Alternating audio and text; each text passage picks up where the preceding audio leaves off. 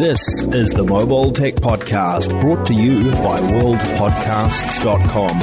Now here's your host, Tech Girl, Miriam Joie. Brought to you by Infineon. Hi, and welcome to the Mobile Tech Podcast. I'm your host, Miriam Joie, and today is Thursday, September 11th, 2025.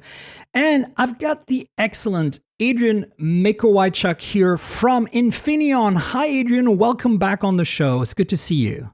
Hi, Miriam. It's great to see you, and you're very kind. Well, listen, October Tech is coming up, which is Infineon's big yearly tech conference. And I'm really excited about this because every time I go, I'm like, wow, this is cool. You guys are always doing some cool stuff, right? Obviously, Infineon's well known for making semiconductor products that are used by so many companies in consumer products, in industrial application, in all kinds of data centers everywhere. Let's touch on some of the things you're going to be showing at October Tech. And let's start with Edge AI, which I think is, something that's growing and becoming more and more critical, especially when you're trying to run more and more sophisticated models more efficiently without network connectivity, that kind of stuff. Sure. Actually, maybe even before I jump there, I highlight that, from a technology point of view this year, it's very exciting. And, our October Tech theme used to be, make the impossible possible. But this year we changed that to get ready for the future today. And so when you ask about Edge AI, there's a lot kind of under the covers, if I may, that is becoming very real, very, very fast. And so, and I say under the covers too, because Edge AI is one of these. Edge AI is amazing in what it's promised to do, but a lot of the audience may or may not even know or be aware when they are being supported by Edge AI. And by that, what I mean is some of the cool stuff you can do is like one of our products one of our demos that we're showing off at October Tech is on our PSOC Edge. It's a small microcontroller, and it's going to do vision recognition, Face ID. Okay. And a lot of the audience will say, Face ID, my laptop does Face ID, my phone does Face ID. What the hell's the big deal about this? And and the answer is, the cool part is we're doing it on a microcontroller. So we're saving, in that case, I had the engineers look it up and they kind of did a study on it. They said, look, if I use the microprocessor on the laptop or I switch to a PSOC Edge, that's a 200x power saving for the same job. Right. And so what this means is now you can start doing things that used to need a server, used to need a serious laptop or a serious computer, and you can do it on a small battery-powered device. So all of a sudden, your smart speaker at home, something that's battery-powered, can recognize you. Right. Is this using a regular camera system or a dot projector infrared setup? Because that's the thing. A way to make it more easy to do that on a phone was by using a dot projector, which is essentially specialized hardware, right? The critical thing where we're going now is using regular cameras. You don't have to use anything special, right? And that's where a lot of that Edge AI comes in, right? Yeah, exactly. I mean, the study we did here was just using straight up the normal camera. That's what I figured. No optical acceleration or optical enhanced devices. So just processor to processor. And you're making a very good point. Like, your iPhone doesn't do that. Like, your iPhone uses a dot projector, right?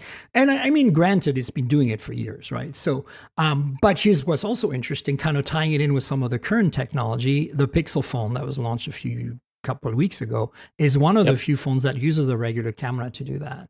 And it's the second generation now, or third, I think. Since the 8, I think they've been doing that, which is interesting because they don't have a dot projector. They're just using your camera. And it's the only Android phone that lets you use your face for payment of all the ones ever made that don't have a dot projector. so tying that back into what Infineon's doing, I think the thing I find is really fascinating is microcontrollers being able to do this. Like, how did you ever get to that point where you were like, aha, we should make a microcontroller that's powerful enough for this, but still has all the awesomeness of a microcontroller, right? The low cost, the power efficiency, and all that other stuff. I mean, what's fascinating about it is I think some of it is also we're learning how to do better jobs with AI. The industry is, right? Right. So like today when you use like a chat GPT or an LLM, you're going out to a server and it's crunching away at whatever query you put into it. And and it'll give you a great answer. And the interesting thing is we realized as we were doing this is that system uses everything ever generated on the internet as its training model. And we said, geez, we could simplify the training area and make it more Yeah, you can specific. narrow it down. Yeah, exactly. If you narrow it down, now you can squeeze some of that LLM capability into a microcontroller. And Right. that's kind of where a lot of the research and effort's going. So a case example of that too, we ran a study with this one where we queried an LLM server and we did the math and we looked at it and we said, geez, that pulls about zero point 0.3 watt hours to answer a question like, how should I start my 10-minute workout? Right. So you Right. ask your Yeah. smartwatch, how should I start my time? And if it has a query a server, that's zero point 0.3 watt hours. And if you build in a trainer knowledge base, you can Hmm. fit an LLM into a microcontroller and you can put that in your watch and it'll burn, in this case, they measure it out 0.007 watt hours. Wow, that's a So, big improvement. 98% power saving. So again, it makes that same function that you were using a server for now possible on your smartwatch, which is super cool. So, one of the products I think that it's in development that you're partnering with a company is Camino Mobility, and they're making walkers for older people Sure. or people who have mobility issues in general. Like, if you have a stroke or something and you need a walker. And they're using some of your Edge AI technology, some of Infineon's technology to test this and develop this for gait perception, I believe, for image-based gait perception. Is that Yeah. correct? Going to this power topic, this is exactly the topic. This is a battery powered device that people will want to use for a full day, and and this is a walker to help elderly people move. So it's really robotics in a sense. It's a walker that not only does gait Yeah, detection. it's like enhancing your walking, right? Yeah, it's Basically. got motor control. You start walking forward, it pulls you up the hill, it brakes for you on the downhill. It does all these amazing things for safety and all these other stuff. But one of the topics is, you know, a- as we walk, one of the key description points there is, if you widen your gait a little bit, that probably means you may not even know you're doing it, but your brain is telling your legs, hey, I don't feel so steady today. Widen. And and so these are key things that are important for our safety and also as we age or at any age, frankly, to alert us that maybe we're not 100% today. Maybe Maybe you there's might fall something today or in the I next might few fall days. Yeah, something's up, or right? or there's something wrong, right? Like, hey, Uh-huh. maybe I've got some health issue because it's been a week and I've been walking wide, what's going on? So they've been using Edge AI and specifically recognizing the key, call it vectors of your feet to understand what your gait is, whether you're stepping wider, whether you're stepping a little off, whether you're and now they're able to feed that back either to you as a user or to your doctor and when they get connected back to the internet.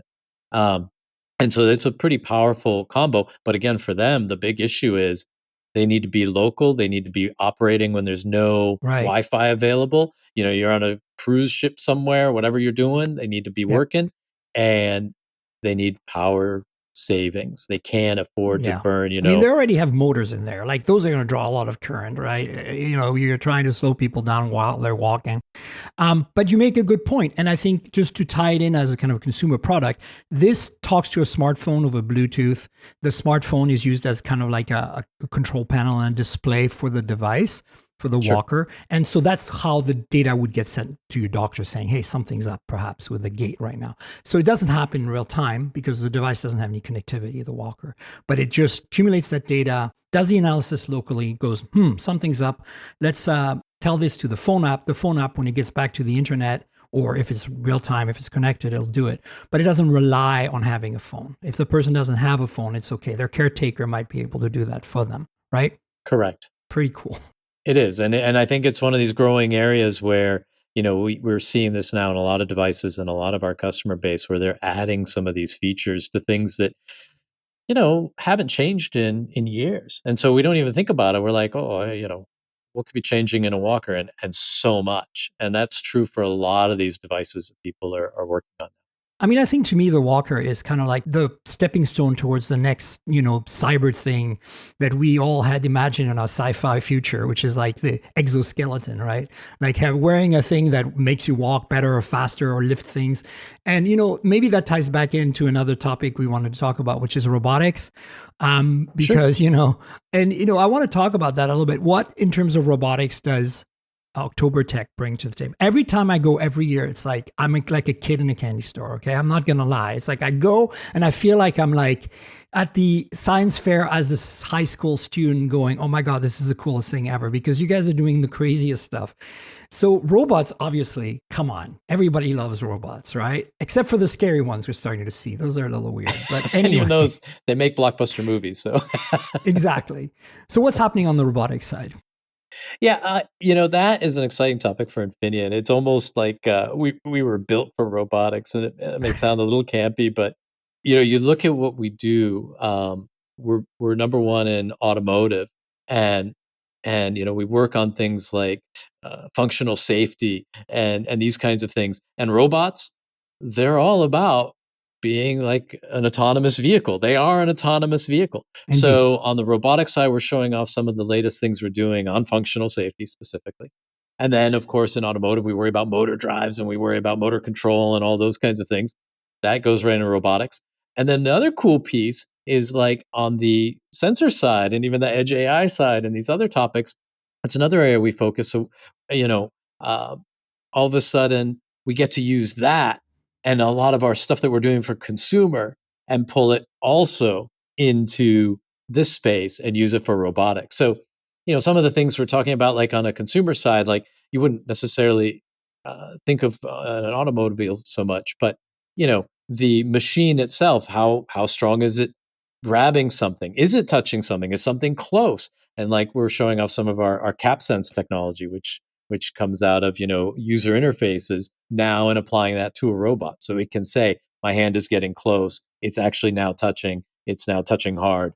All those kinds of things. So I mean, the technology for us, it's like we take the best of the stuff we're doing for consumer, the best of the stuff we're doing for automotive, and even some stuff in industrial for the high power stuff, and we put it all together, and that becomes the robotic story. But that's the magic, right? And in some applications, you also need like a motor controller, right? For example, something you guys do, you make all these incredible, super powerful silicon systems, inverters, whatever, to control motors, motor drives. But a motor drive might benefit from edge AI nowadays, right? Like it all ties in together, right? You might have an algorithm that's not just a logical, if this, then that algorithm, which is like normal, computer, old school computer stuff. But you might have when I detect this kind of torque on the motor, I might want to, kind of like this, I'm learning. Maybe, you can optimize the duration, the lifespan of the motor, making it last longer, analyzing over time what it's doing, using an LLM, like a Pardon LLM on that microcontroller, and then telling, the motor controller, reprogram yourself so you don't put as much strain on the motor in this particular setup. But we do need you to give max power for this setup, right? Kind of thing. Right. And now the motor might get, 25, 30, 50% lifespan improvement, which in industrial application, it means big money, like robots on the assembly line. But for us, for like everyday things, like again, if we get that walker, right? It means a product that lasts longer. And when you're probably going to spend a lot of money on these medically related devices, it's probably a good idea, right? So I think it all ties in. It does. It does. In fact, that's exactly what I was saying with the industrial. This is where, the high reliability, hey, will it last 15, 20 years kind of topic comes in. And that's the third leg that I kind of mentioned quickly. And we're seeing a lot of interest in a lot of the even things that may not sound high tech, but actually are, like in packaging and how do you design the right thermal package to make sure you get the right cooling to maximize the life of this thing, and respond to the temperature of it, as you were mentioning. These are all things we worry about a lot in our industrial business, and here it is in robotics. I'll throw one other at you I didn't think about, but last year at October Tech, I'm in our demo room right now, and I'm looking at we have a drone where we talked about our GaN devices last year, and we Mm-hmm. said, hey, we can cut the motor size by roughly a half to reduce weight and so forth. And And that goes like again right into robotics. You don't want if you're wearing some sort of assisted motion device, you don't want a big clunky motor on there. So the latest in technology, you switch it to GAN, it cuts in half, and everyone Yeah. goes, "Wow, that's some really sleek robot arms you got." I go, yeah, yeah, But I mean, I think I think everyone can relate to GAN. Like we all of us nowadays, most of us who travel a lot and stuff, and use some sort of high speed charging smartphone or laptop. Most of them now are charged faster. That's thanks to GAN, right? Because the chargers are tiny, lightweight, that's right. affordable, yet super powerful, and ties it back into this to the consumer products. And you know, but there is one thing that I think also, Infineon's kind of leading, but it's not, it's kind of, for a lot of consumers, it's still kind of pie in the sky, but I think it's the foundational research that's happening right now is going to be, incredibly helpful and useful in the future. And that's quantum computing. So you guys leading in that area, can you kind of talk us through this a little bit and tell us like what Infineon is up to in that field? Yeah, yeah. So, I mean, quantum computing, as you mentioned, it's kind of, I think most people's impression is exactly the way you phrased it. It's pie in the sky, it's future, I don't know. It's always 10 years out. Every time I ask, oh, yeah, 10 years from now, it's going to be amazing. Um, Two comments on this. Number one is there's a lot of hype in that space, and what it actually is and capable of is uh, is actually quite amazing, but it's not everything. It's not going to do everything. It is going to do some things incredibly well, especially modeling of materials, modeling of chemical analyses, chemical reactions, modeling of sorting through uh, unstructured databases, finding answers. I mean, these are the kinds of things it does. Now, having said that, and we can talk about how some of those are amazing, but before we even get there, the key thing I want to hit is the pie in the sky topic. Um, I think it used to be it's always 10 years out. And we actually just did a video on it, and one of the amazing things as we were talking to people in the industry is there is a market shift. It is no longer it's 10 years out. What's now really happened is it's gotten far enough along. To me mentally 10 years out is long-term R&D, research stuff. Yeah. and and now it's really changed to engineering. People are talking about 2 years from now I will have a 100 qubit machine. 3 years from now, these are now R&D cycles, no longer pie in the sky future. Whether it's 2 years, 3 years, maybe it's four, my point is it's not 10 years out. Good luck. It's really how do we solve these last final problems? And then for Infineon, what's cool about what we're doing there is we are helping companies because, all these innovations we do, be it microphones, which is a MEMS based technology, or Yep. power devices, which is very complicated, deep trench technology, it's all process technology. The way we get to be number one in a lot of these spaces is because of our process know how. And what's interesting about quantum is people have, when it was research, made prototypes, but now they're talking about how do we make engineering reliable, repeatable Yeah, solutions. how you mass produce that stuff, right? To solve Right. real problems in the real world. How do we make This. wafers that have on them, you know, actual quantum qubit controllers, if I may? That And is cool. You have one. I saw that in the video you showed me, and I was like, "Ooh, one to touch, one to touch the tech." I'll break the quantum computer, but I'm anyway, like, don't "Oh touch it. yeah, I got quantum in my hands," Yeah. Yeah. But it's Well, becoming listen, real, and I think it's exciting. this is great. This is, I think, we're not going to see the results of this just yet, but I think that, in the same sense that you are a semiconductor powerhouse at Infineon, right? You have defined a whole bunch of things that are under the hood of what we use every day. Quantum computing is going to be part of that, and you need to be part of it. And I think it's really exciting to see that what you're telling us, it's no longer pie in the sky 10 years from now research. It's now like shorter term R&D. We're doing trying to do mass production, trying to streamline these processes so it's not just an experiment anymore. Now we can repeat it and get some real results from that, and that's really cool. Tell us quickly about what's behind you and stuff, because I know that you're going to be making a new video showing some of the stuff from October Tech, and it ties Yeah. in with this room you're in right now, doesn't it? Yeah, so I'm in this. I'm in what we call a tech zone, and this is kind of a year-round. It's in our lobby, and we show off, some of the latest technology. So typically, like after October Tech, when we show off our latest stuff, then we'll move it into the tech zone, and then people can come visit, customers can come visit and see what we're doing. And we're actually this year we have a pilot one right now, and I'll definitely send you the link to it. But it's we're calling it Tech Zone Goes Digital, and the pilot one right now shows what's in the tech zone right now, and people can go, and it's any time of day, any time of year, they can go and look at some new technology. And then after October Tech, we'll then upgrade it with the newest demos that we've been showing there, and so people will get a chance to get involved and see some of the stuff that's going on. Some of it's going to production, some of it's experimental, but that's exactly why we're showing it, because we want to engage people and we want them to see what's possible. Well, that's actually really exciting because I'm going to link to it in the show notes, the one you already have. And I think you and I are going to be talking around October Tech again.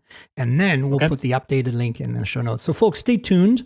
If you're really interested in what Infineon is up to and you want to see some of the stuff, we're going to be able to give you that on video. And those of you who can attend because you're part of industry, Infineon's October Tech is when? October 16th. That's it. So folks, stay tuned for more from Infineon on all this cool technology. And Adrian, thanks so much for being on the show yet again. Really appreciate it. My pleasure. Always a pleasure. Thank you for having me. Absolutely. And folks, we're back with Carolina Milanese. Hi, Carolina. How are you today? I am all right. I'm just surviving a red eye. So goodness. You came back from Apple. I made a pit stop in Seattle and then came back on the East Coast. Yeah. Funny, I want to talk to you about Apple. I'm not going to lie. That was the intent. Look, you're wonderful and you always have some really incredible insights. So as an analyst, I want to pick your brain about this Apple. I am very impressed with this Apple event. No BS. Oh, very little. I mean, the usual Apple, level of, but I'm talking like night and day compared to the Pixel event, which I still think was a disaster. Like, I understand that they were trying to go away from, the main tech audience, but it felt so forced. It was not as bad as Samsung's done, but it felt so forced. This felt natural, felt Apple, very little AI, which was really nice. And then the products are so great. I think this might be the best base iPhone we've had in maybe forever.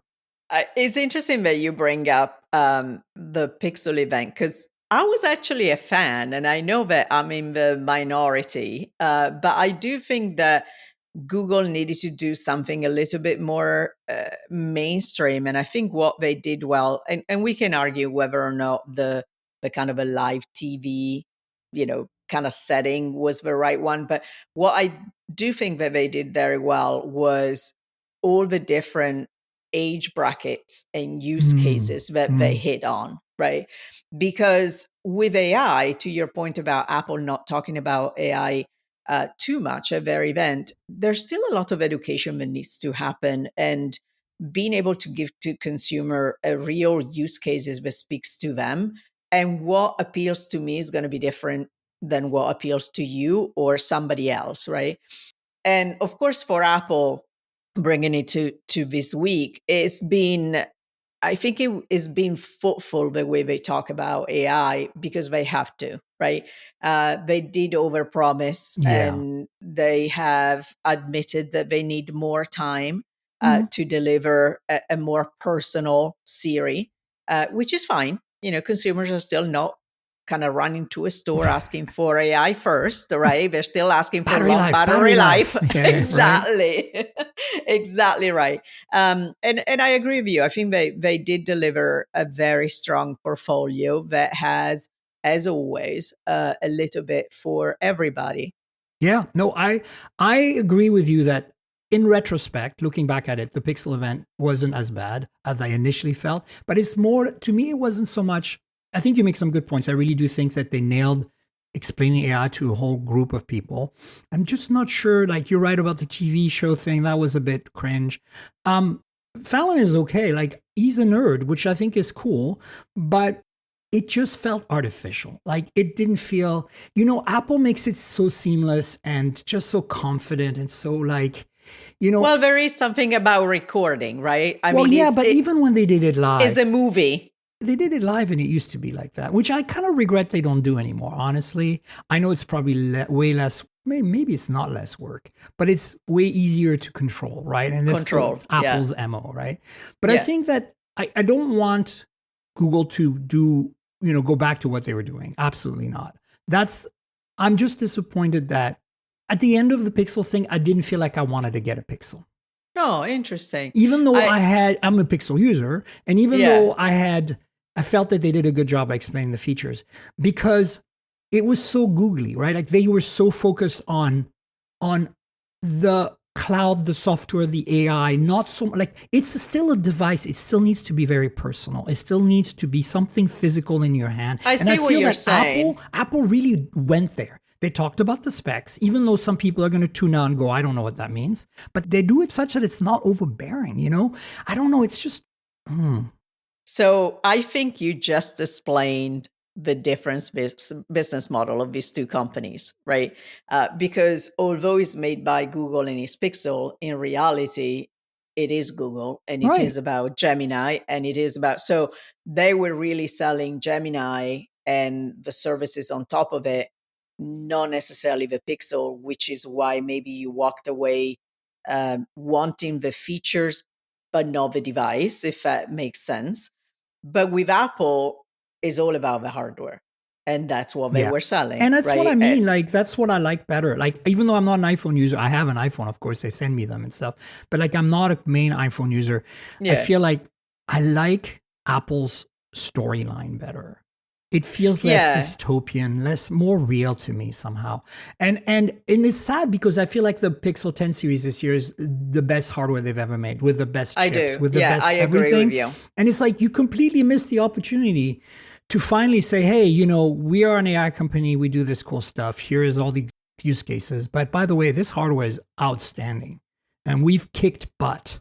But they need to balance the fact that they're still depending a lot on Samsung, right? And they want Motorola. And so is that like very fine line that, they thread between saying we make great hardware. Oh, by the way, if you don't want ours, there's Samsung, there's Motorola, there's Xiaomi, there's all these, these other people that, so it is harder. And I think that, one of the things that I wrote in my article as far as Apple was that I feel this event once again brought home the importance of vertical integration. Oh my God, and so much. That, especially with the Air. Yeah. Exactly right. And I think with that, there's that control, right? That Pixel also has, but Apple controls everything, including the ecosystem. And that's not, for Android is different because you have different players. So I think that to exactly to your point, which was what I was talking about, the Air is such a great example of what you can deliver once you control silicon, modem, design, software, AI, and the engineering that went into that device is something else. I agree, but my counterpoint to you is this, and this is a valid counterpoint.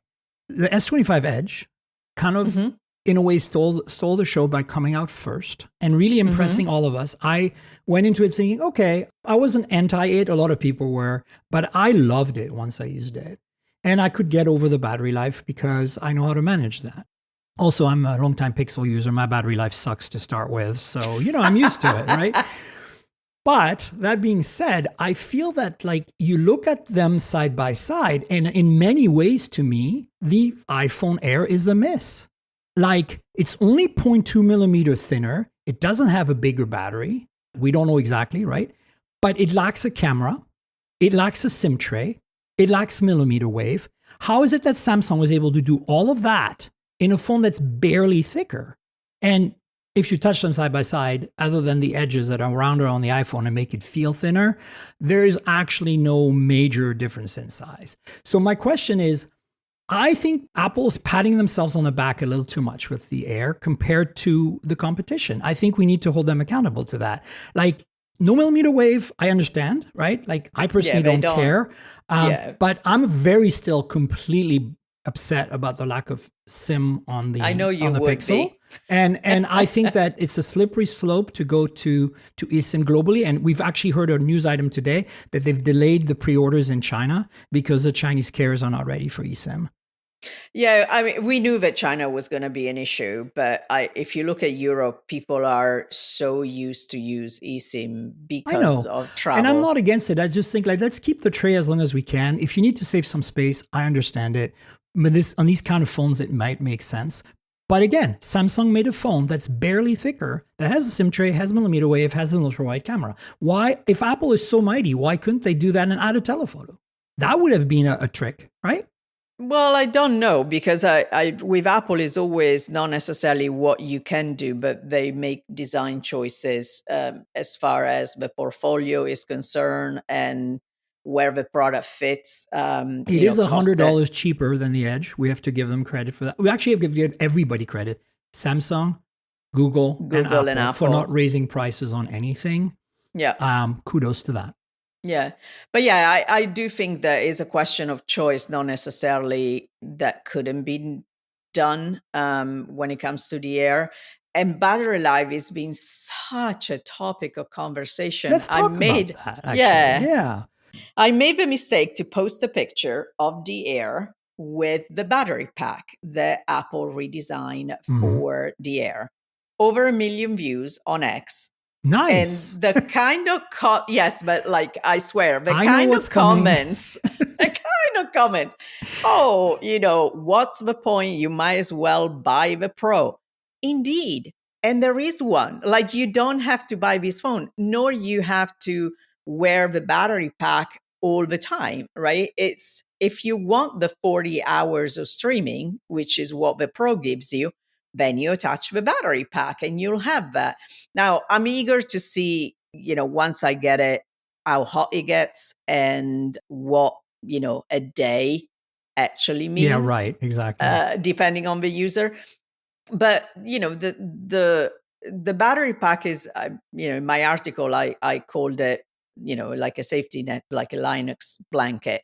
You don't have to have it all the time, right? It's there if you need it. It's modular, which is nice. Correct. And the design is actually really nice because they made it longer and much thinner compared to the current battery pack. It doesn't work on other models, unfortunately, because Yeah, I I think saw it that. depends Yeah. on where they put the magnets for it. But, it looks much sleeker.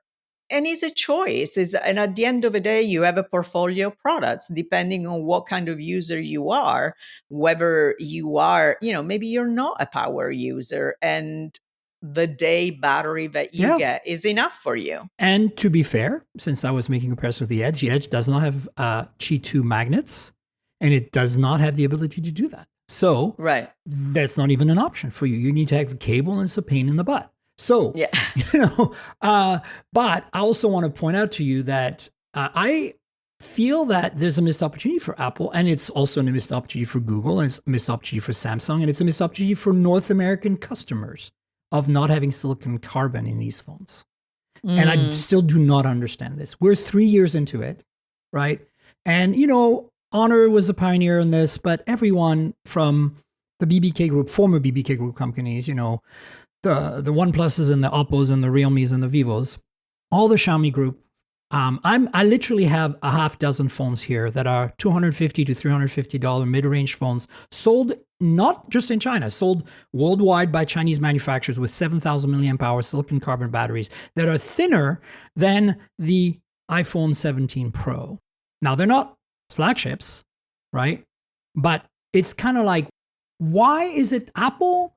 This was like, I know Samsung's traumatized by the Note 7, so I did not expect. I was gonna say, right? But yeah. Apple, I expected Apple to be like, okay, this is in the same way as we put the C1 modem in the 16E, and I gushed about how good it was, and I'm sure the C1X will be amazing, and I know that Apple's chips is where they nail it, the A19. Like we should talk about that because I think Apple, that vertical integration is, to me, it's mostly about the silicon at this point. Yeah. The manufacturing of that, they've shown that they can make unibody everything, right? Like that they're the masters at that, and that's why I use a MacBook Air, right? Like it's freaking amazing. But the silicon is where it's at, and I think that with these chips, they're doing such a good job. So really, the next thing is test the waters. Test the waters on the Air with a silicon carbon battery. Give users not necessarily better battery lives than the Pros. I don't think you should go there. I think you keep your tiers going. But maybe give it 1.5 times the battery life. So it gets like to 80% of the Pro's performance and say, hey, you know, this is a new technology we're putting in there. And we're taking a chance, you know? I don't know. I feel like that was a missed opportunity because Samsung didn't do it. They weren't going to do it. And who knows if they will. Google already flat out told me at Google I.O. they would not do silicon carbon, that it's a dead end bad technology. That's literally what they told me. And I'm like, are you nuts?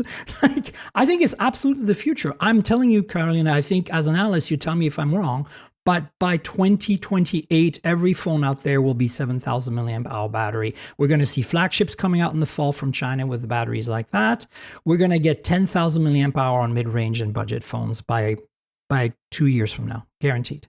I don't know how much of it is supply chain, how much of it is Apple not taking a chance on the product that is supposed to be probably the biggest iPhone redesign and new entry, right? Yes. In the space since we had the bigger iPhone.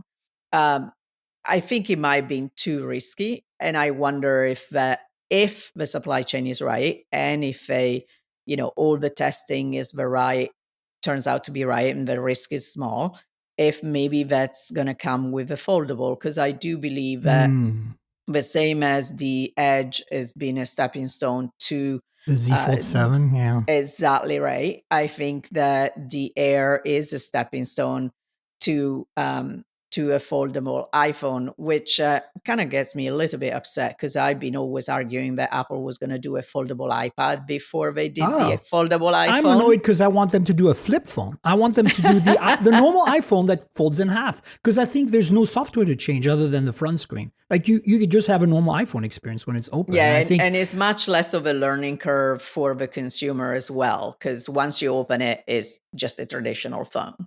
I'm surprised they're not going to do that. They're going to go with a book style. I mean, I'm the customer for that product, right? You might be.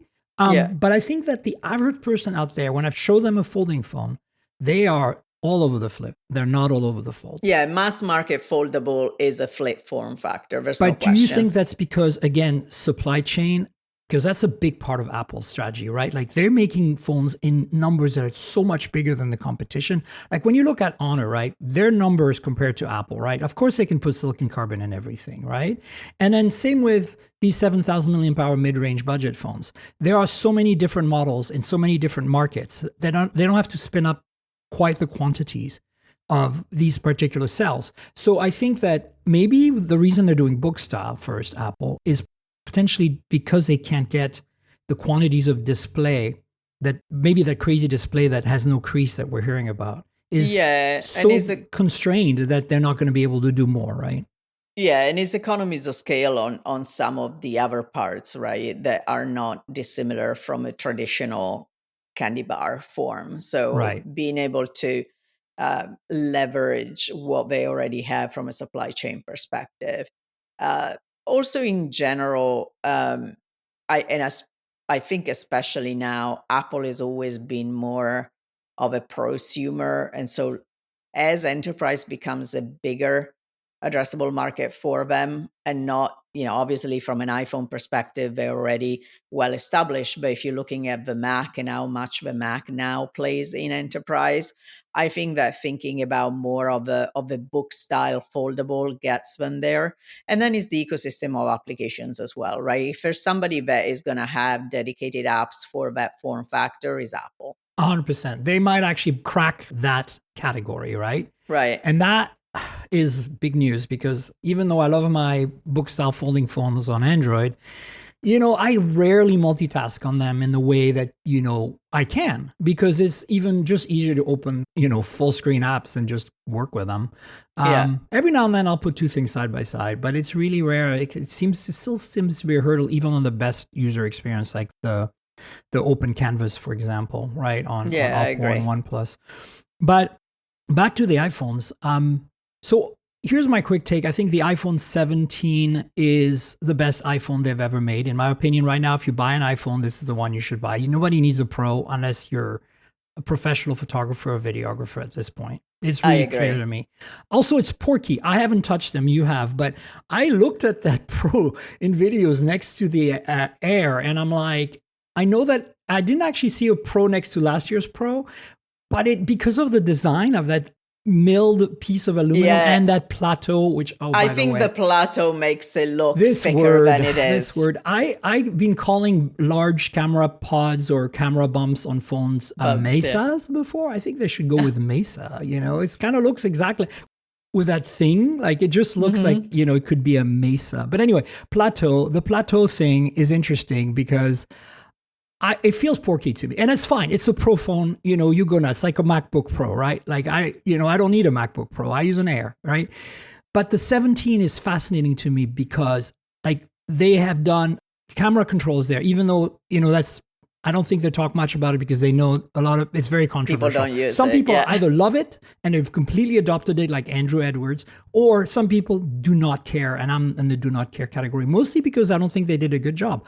I think I thought I would love it, and I don't because I can't freaking control it. That's what I'm saying. Have you used Oppo's implementation? It's so intuitive. It's so much easier. They didn't do any kind of physical click on it. It's just literally a touch surface, and it has taptic feedback, which is really great. So basically, you can feel like you're half pressing to focus, you get a bit of a click, and you push a little harder, and you get it's totally intuitive. And then there's only one thing you can do, and it's set in the settings. So when you slide, it's like whatever you preset it to be: exposure, zoom. And it's just so you know what you've done and you go with that, and there's no weird like half press to select the thing. Like anyway. Yeah, that's where I got messed up. I'm not against the camera button. But I'm glad they put it in because now we have parity. More importantly, we have parity on that amazing center stage camera, which I think is brilliant because you know who's done this before? Nokia back in the day did a square camera sensor for the selfie camera. It's typical Nokia. They didn't see the potential. They didn't actually make it work as well as what we've seen Apple do. But it's interesting that we now are seeing square form factor cameras again.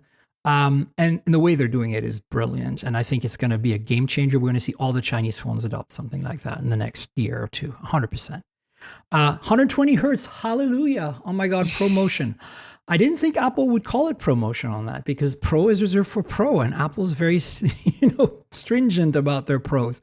But I really think that overall this is the phone to get if you're gonna get an iPhone today. Yeah, I tend to agree that the Pro line now is 100% for photographers, and that makes cinematographer, sense. And they've been going back and forth with that, right? At the beginning, it was interesting that they were even trying to differentiate between the Max and the regular Pro, really putting all the new camera features on the Max, and people were buying the bigger form factor despite the fact they hated it because they wanted to have the camera. The features, and then a few years ago, they gave parity so that you didn't have to go larger form factor. But it might be an overkill for a lot of consumers, especially when you now have AI and computational photography that makes up for the fact that the camera system is not as sophisticated. But you know what? That's absolute standard Apple playbook, right? Because look, and this is fine. I have no problems with this. But Apple, you will sell you an iPad and you look at the iPad and you go, I'm going to buy this accessory or get more RAM or storage, and then all of a sudden you're like, maybe I should buy an iPad Air. And then you buy an iPad Air. And then you're like, maybe I should buy an iPad Pro. And I think that's the trick, right? I see so many students that are in the arts and literature and in fields that are not engineering and do not need the kind of horsepower provided by the better M chips using MacBook Pros every day. Now, fair enough, ProMotion is a thing, but that's about the only reason I could see buying a MacBook Pro over an Air right now if you're just the average student in college. So many have Pros. And I think you know 99% of the people out there who have a Pro today or buy an iPhone that are upgrading are just going to get the Pro because it says Pro, and their carrier deal. 100%. Right? And the carrier deals make such a small difference in price every month that we're going to see a whole bunch of people out there with Pro phones that don't even touch the surface of their phone in the same way as they have MacBook Pro and don't touch the surface of their MacBook Pro. So that's a given, and that's smart. That's Apple's playbook, and good for them, right? I don't mind it. I just think it's interesting that they're being more serious about positioning in their kind of like advertising and their sales and their marketing. These phones are like, these are the Pro phones for pros.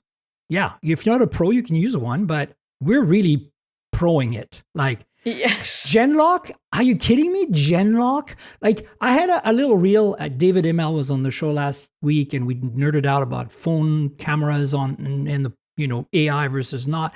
And I was saying, and I got so many. How you got all your views on your? I got so many views. Saying that I think the iPhone takes better video, no matter what you do, and I still believe that. But people are so offended, and I'm like, Genlock. Pro raw, like seriously, like you can't touch this stuff on Android. Like that does not exist. If you're any kind of professional and you want B-roll camera or something, iPhone. Yeah, I think that Apple made that switch about 3 years ago, where you really saw the focus shifting. No, they didn't continue to innovate on the camera for photography, but they really doubled down on video, and they position. Even if you saw the shift in marketing from shot on iPhone for camera for photography, now shifting to video. Like they really drilling that it is the best, and the accessories too, right? It is the best phone for video. That's what they want to establish. And I do think that a lot of that is just prepping content for Vision Pro. And I know we haven't talked about it for a while, and I know, but there's a lot of that. I still think that Apple believes that XR is going to be a thing. Yeah. And so preparing a catalog of videos that are personal, that then you can view in an XR full immersive environment, where that emotional connection, think about like seeing the pictures that you took, from at the beginning of the smartphone era, and the quality of those pictures, and what the emotional connection that gives you is going to be the same for video. This is not just about empowering people that shoot actual films, right? This is really about prepping content for XR, in my view. 100%. And I'm not sure that's the right approach. AR, I think, is much more of a future. I think that. Oh, they believe that too. Yeah, okay, absolutely. good. Because I mean, to me, like, we're about to see Project Muhan come out soon, and I'm just like yawning and shaking my head. I want and the going, glasses, not the headset. Look, it's great. I'm sure it's going to be amazing. There's no doubt about it. But like, who cares? Like, anybody who like this, it's such a small percentage of people who are willing to wear this thing and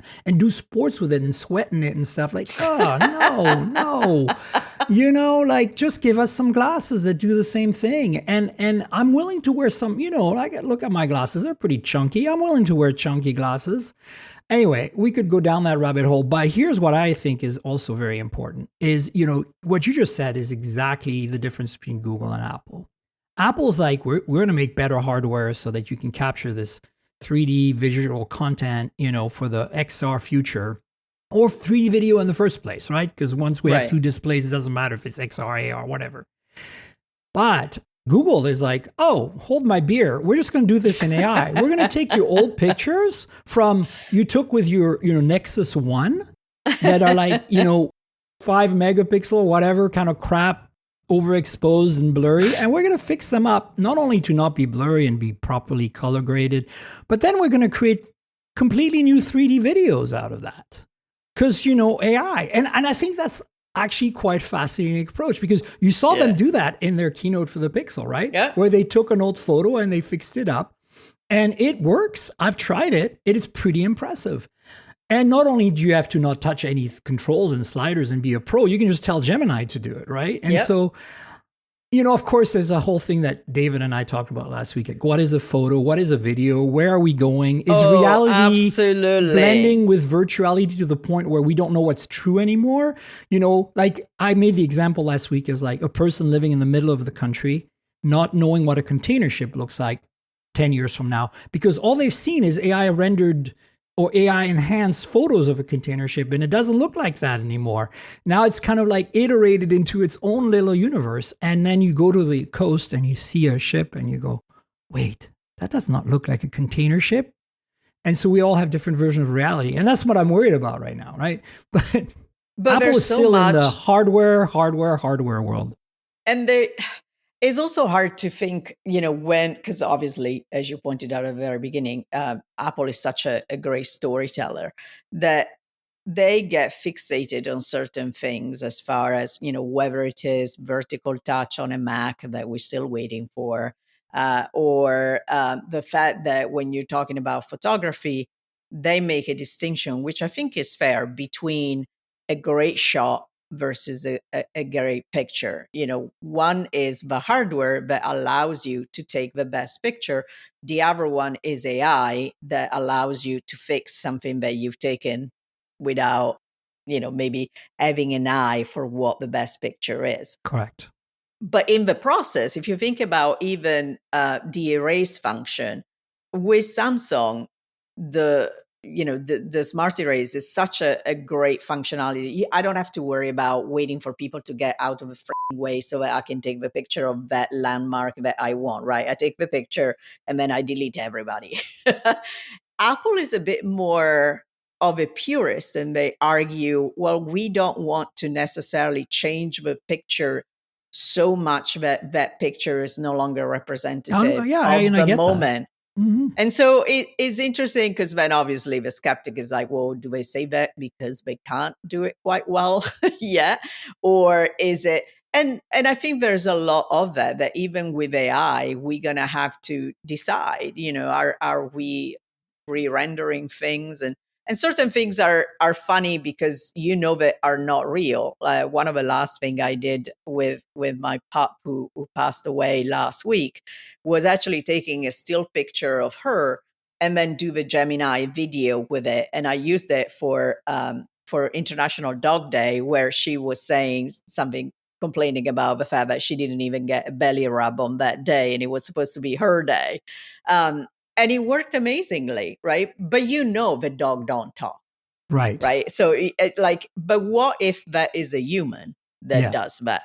Sorry about your pup, by the way. Thank you. I think for me, what's interesting, since we're talking cameras, if we can nerd out for 1 second, is that we went from 14 Pro having 12, 12, and 48, only 48 on the main, to last year's 15 Pro going 48 on the ultra wide, to finally parity with Android from 3 years ago, where most phones have 3 high resolution sensors, right? So now we have 48 on all 3.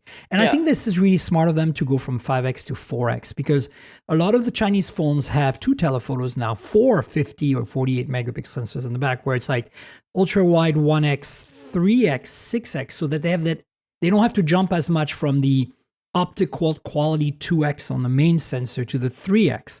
And because there's that gap, right? Pixel really shows that gap, because it goes from optical quality 2x crop on the main sensor to 5x. And then if you do anything at 3.5x, you're in like uncanny valley, right?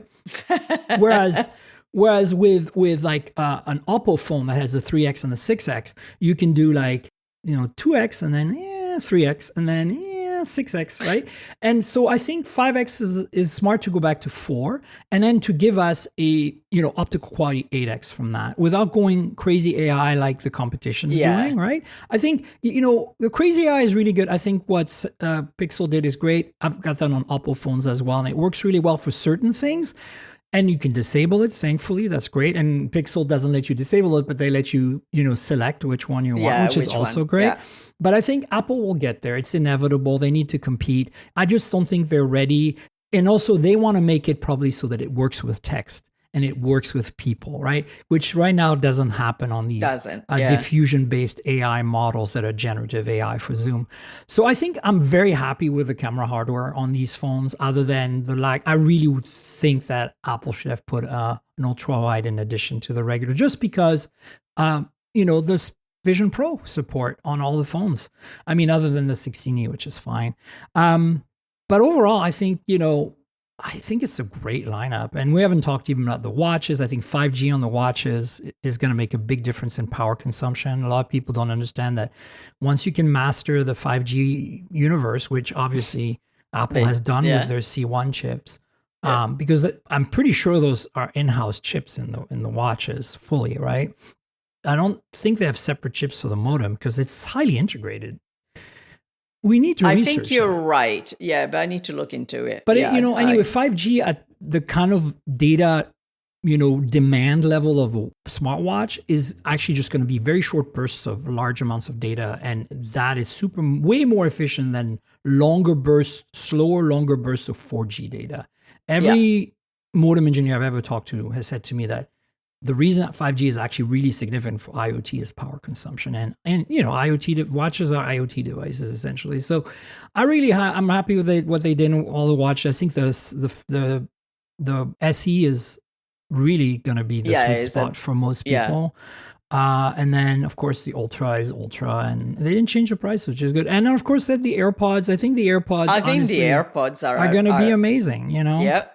Yeah, and I think it was really smart of them to think about putting the heart rate monitor sensor in the earbuds so that, two things. One is there are a lot of people that don't like to wear a watch because they don't care about notifications, but they do work out. So that's one.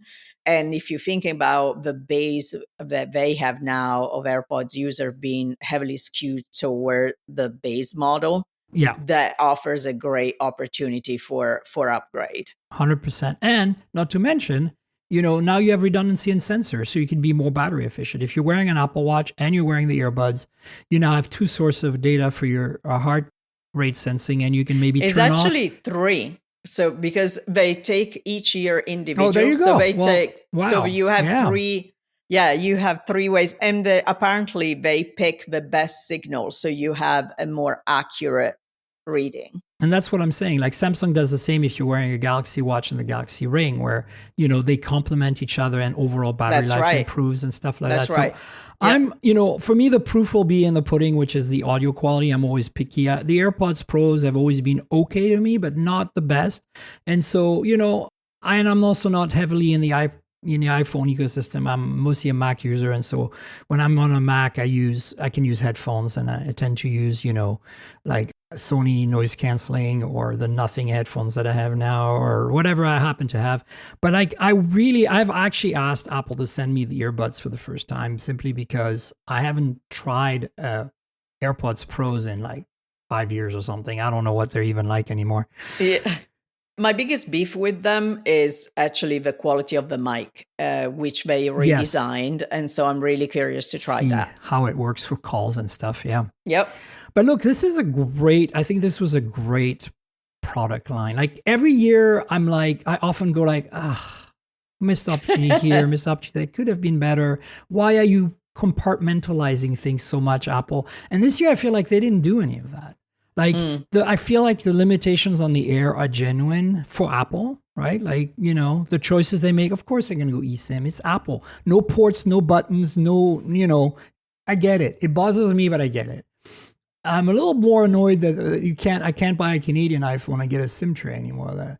But again, I don't know if you've realized this. I don't know if this has occurred to you as an analyst. Maybe it has. Supply chain. So last year's 16 Pro and Pro Max had 4 SKUs worldwide. Mm-hmm. There was a US SKU, no SIM tray, millimeter wave. There was a Canada-Japan SKU, same bands as US, but no millimeter wave and a SIM tray.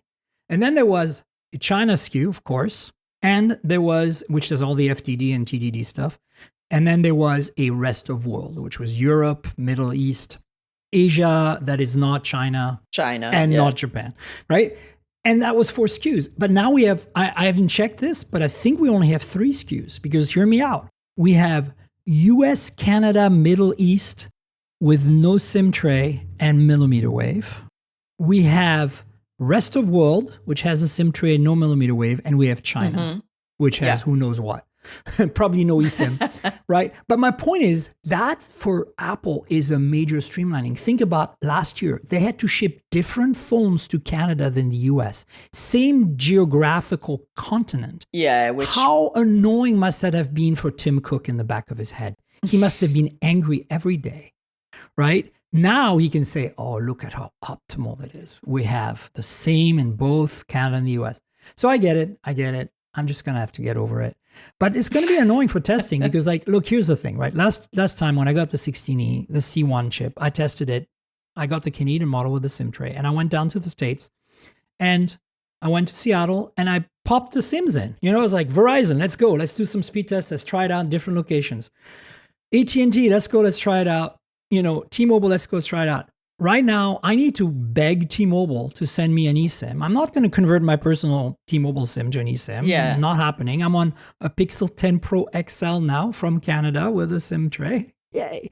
But I would, AT&T and Verizon have been very kind and supplied me with SIMs for my Pixel 10 reviews. But I need to get T-Mobile, if you're listening, I need to get some eSIMs from you because I need to be able to switch on the fly in these tests I'm going to do. But to be honest with you, journalist problems. Yes, we need to remind ourselves we're not normal. But in fairness, though, I think if there is one company that can master how you manage multi-SIMs. They're doing a good job. Yeah. And to be honest, I hadn't used eSIM in a while on Android, and I was impressed. I was able to transfer my AT&T SIMs really easily without calling anyone, installing any apps from the Samsung phones, which AT&T had originally supplied me with eSIMs for, to my Pixels. And same with Verizon. So I think that, I haven't tested T-Mobile yet, but I think, look, this is a non-issue. We should move on to some news items. Let's talk a little bit about what happened at IFA. There was a bunch of announcements, right? It's like a month ago. I know it feels like a month ago, but it was. I didn't go, so this year I didn't really get to spend as much time focusing on IFA. But it was also a smaller show. But we did get Lenovo announced the Legion Go 2, and then we got TCL Next Paper 60 Ultra phone, which has some kind of crazy display. And then we got, this is not IFA necessarily, but Samsung announced their S series tablets, right? There's a regular 11 and the Ultra, and I think of the Ultra as like a pro device. And then it has Dimensity 9400 Plus in it. And then we have a fan edition phone, which I don't know why it exists. And then we've got a bunch of quick items I will put in the show notes for you folks that are related to some Chinese launches that are upcoming and stuff. And apparently nothing is making a new pair of earbuds that's coming out on the 18th. I saw. So I'm actually really excited. I think it's coming to me very shortly. So stay tuned for that. I think next week we're going to be able to talk to you about them. And then also we have...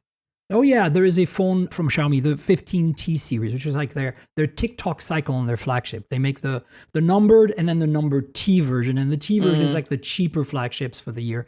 Those are coming out on the 24th. So mark your calendars for those two things, Nothing and Xiaomi. So IFA and these devices. Let's start with Samsung. What do you think of the tablets, the choice of Dimensity 9400 Plus? Interesting, that's the second year now they go to Dimensity. Do you think they're running out of like production from Qualcomm? Like, is that like basic Qualcomm saying like we can't supply that many chips, or Samsung's trying to kind of like move away and get some independence from Qualcomm here, or what's going on? First of all, I think it was interesting that they had the streaming event at the same time as their IFA conference, which was focused on the smart home, which was where I was focusing on. But that's a different story. That's still, mobile versus electronics, which is interesting. But I don't know, to be honest with you, about the chipsets, because obviously they doubled down with Qualcomm on the phone side with their partnership for the high-end SKU of their portfolio. I struggle more with Samsung on their strategy overall for tablets, in all honesty, because if you're looking at the market, and we've been saying this for years now, outside of the iPad Pro, you have, in the US, you have Amazon with the Fire tablets on the lower end of the segment. Samsung is still trying very hard to compete with the iPad, but they're only successful marginally in enterprise because they are so good at customizing for large customers. Mm-hmm. But from a consumer perspective, I think it's still really hard to sell Android at those price 100%. points. And so maybe the chipset kind of choice is more about optimizing margins than anything else. Okay. I mean, I'm totally happy with the MSC 9400 Plus. I just want to be clear. MediaTek is a regular sponsor, and I love their products. I have no issues with that. I'm just saying, like, it's interesting to me because the reason it's more interesting this year to me, last year was like, oh, interesting, MediaTek, cool. And then this year is like, wait a minute, you put an Exynos chip in the Z Flip, this year.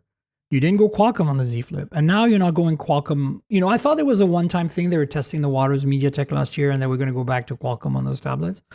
And no, here we are, and I'm fine with that. It's just interesting. And but you're right about the whole Android tablet ecosystem, especially at high end. It doesn't make any sense, Yeah, and Qualcomm cares way more about AI PCs, which is where obviously Samsung is partnering 100%. with them. So maybe it's also that is a question of let's differentiate where we can in a segment where even for Qualcomm, I don't think is as important anymore. Right. And of course, we also know that MediaTek's pushing really hard on the tablet. They have the whole Companion line as well. Now they're doing Companion Ultra on the Chromebooks. I've got the Lenovo Chromebook Plus 14, one, which is amazing, amazing, amazing. I'm a big Chromebook fan, so it works for me. But Fan Edition phone. Like, I'm not against the Fan Edition phone. The original S20 Fan Edition, I think, brought quite a lot to the table for a lower price and was worthwhile. But ever since then, it feels like the Fan Edition phones have just been like redundant because of all the way the trade-ins and the deals work for the regular flagship that have been out for 6-8 months, right? I think that the FE exists so that as a customer, you don't feel you have last year's phone. That's all it is, right? But there's the A series as well, right? So where does it fit exactly? It's interesting because the A series has always been more successful in Europe than it has here. And that's because the prepaid market in Europe is still a big chunk of the market. Mm-hmm. But Samsung has never quite believed in the A series. And I think it's because it's so much easier to sell a -1 on the S series than it is convincing consumer that the A series so you is think they make good enough. The Fan Edition because it's the -1 on the flagship series, basically. It's like the downgraded with a name that doesn't make you feel I really wanted this year, but I couldn't afford it. But the Fan Edition is a great name. I like that name, that part of the name. My point to you is though that you can probably buy an S25 Plus for cheaper than an S25 Fan Edition new with some kind of deal or trade-in, and then you still get a better phone. Yeah, I'm with you. It's kind of weird, right? Like I that's the part I don't understand. Like, I'm not saying the phone shouldn't exist, but it doesn't have its own tier because of these weird deals and carrier whatever that they have, right? Well, I do think that outside of markets where you have a more of a prepay market, then that makes a little bit more sense. And I also think that maybe it's just a calendar slot as well, right? You know how it is with carriers that you have. They want a new phone to advertise and it says, look, a Galaxy, woohoo. Yeah. Yes. See, this is why you're the analyst, because you think of this stuff. Yes, I love it. Let's talk quickly about Lenovo and the Legion Go 2. Yeah. I am not I used to work in video games. I'm not a hardcore gamer, but I've always been impressed, and not just with Lenovo, but Asus as well. Disclaimer, Asus is a sponsor, but like these handheld Windows-based devices, I think they're huge for a big segment of the gaming population. There's like phone gamers, there is, Nintendo Switch gamers, these are the three categories. And then there's like the hardcore Steam, Windows, and they want the same essential device, more or less, right? Like that's why Red Magic exists on the phone side and Asus makes the ROG phone, right? So like, what do you think? I mean, honestly, it's more expensive, but you get a lot more for your money. So I think it's a good upgrade. I do think it's a good upgrade. It's interesting what you're saying about the market because Maze has been playing with the first generation and they were really excited about the upgrades on this one. And for the audience, Maze is my almost 18-year-old. And, they have a console, they have PCs, but this is the thing that goes with them together with the Switch when we travel. And I think that I think the chipset is going to make a big difference in the device because it was a little bit laggy in the first generation. Yeah, 100%. But and also battery life and thickness, all that has been improved, right? Correct. But I think what is different as well, which is why I think Lenovo is sticking with the segment, is that for Microsoft, this is becoming a more important category, as their focus on gaming is more about the services side and the gaming itself than not the hardware. And so for them, anything but Xbox is becoming a much bigger focus because they care more about the revenue that is coming from Xbox subscriptions than not necessarily the hardware itself. I mean, I think of this as the portable Xbox in many ways. And in fact, For Asus sure. has made that, right? So we have that product. So I think, to me, that's kind of, it makes sense. Let's not make an Xbox portable, secretly. As an ex-Sony employee in the games, I still want them to bring the PlayStation portable back. Like, I really do. I know that they have the streaming thing, but Yeah. like, I just want, oh man, that was so good. The Vita specifically, that was my era when I worked at Sony. But anyway, I'm very excited about these. And in fact, Theo, my producer, is really excited about the Legion Go 2 and the new Asus stuff that's coming, because they're wanting to play, get this, Civilization type games, but on the go. And they don't want to do it on a phone. They want a dedicated device. And you of course, you can't get a Switch to do that. I don't think Civilization's available on the Switch. But anyway, so I think I'm going to try to hook them up with a Windows gaming machine to only just play world domination games. It's going to be great.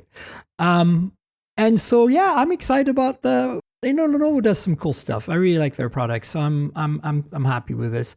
Another quick question before we wrap up is, what do you think of the whole trifold thing? There's rumors that Samsung's coming out with one, but we haven't heard anything from the PR folks or anything. And this is a second generation for Huawei. They just launched the Mate XT Small S, which is essentially the only upgrade I can see on paper is a newer chip, which is still in the 7 nanometer chip for them, and they went from a 12 megapixel to a 40 megapixel ultra wide.